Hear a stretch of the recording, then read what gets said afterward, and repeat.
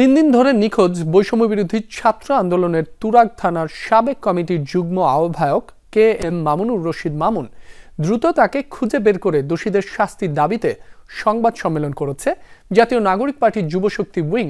নিখোঁজের পরিবারের বরাত দিয়ে যুবশক্তির কেন্দ্রীয় সংগঠক মাহাতাব বাঁধন জানান, গত রোববার সকালে পাঞ্জাবি পায়জামা পরে বাসা থেকে বেরিয়ে আর ফিরে আসেননি মামুন। এ ঘটনায় স্থানীয় থানায় ডায়েরি করা হয়েছে। র্যাব, পিবিআই, কাউন্টার টেরোরিজম ও স্বরাষ্ট্র মন্ত্রণালয়ে যোগাযোগ করে তার পরিবার ও যুবশক্তি নেতারা তারা বলেন, এ ঘটনায় ফ্যাসিবাদ বিরোধী আন্দোলনের সম্পৃক্তরা গভীর উদ্বেগ ও নিরাপত্তাহীনতায় ভুগছে। যারা ফ্যাসিবাদ বিরোধী আন্দোলন করেছে তাদের যে কোনো সময় আসলে বিভিন্ন দেশি কিংবা বিদেশি মহল এটিকে আমাদেরকে অপহরণ কিংবা হত্যার চেষ্টা করতে পারে।